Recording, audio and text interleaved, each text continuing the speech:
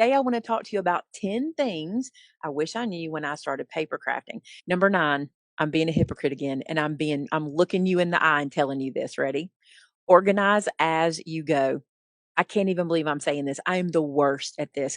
Cleaning up after myself, organizing as I go. It is the worst. But some of the best advice I ever heard and didn't take was this: don't put it down, put it away. How smart is that? And how simple does that seem? I cannot tell you how many times I've been crafting at my desk. And before I know it, everything in one of my little containers is laying here beside me. And I think to myself, why didn't I just put that away when I finished with it? Why not just, instead of laying it here, putting it right there?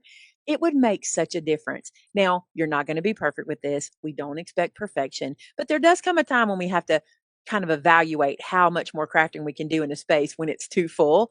And I am there quite often. But I want to encourage you, if you're new at paper crafting, build some good habits in the beginning so you don't become like me. Don't be overwhelmed at times and can't even get to your craft space.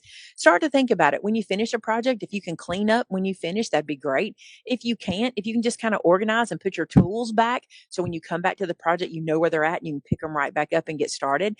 Those are also really good things you can do to kind of organize as you go. Another thing you might want to think about is this: when you're a paper crafter, organizing can be a problem. So, as you're early on in your paper crafting, start to consider different ways to organize, having something for everything, like holders for your paper, holders for your scraps. You're going to be surprised how many scraps you have. You're going to need something to hold those in. You're going to want things for pens and pencils and erasers and different things to hold your glue.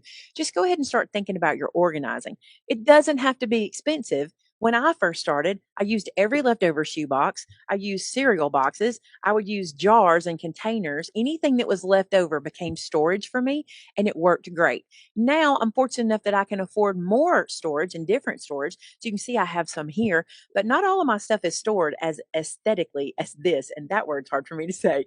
But I do want to encourage you to start thinking about storage from day one. You'll see how quickly you need it.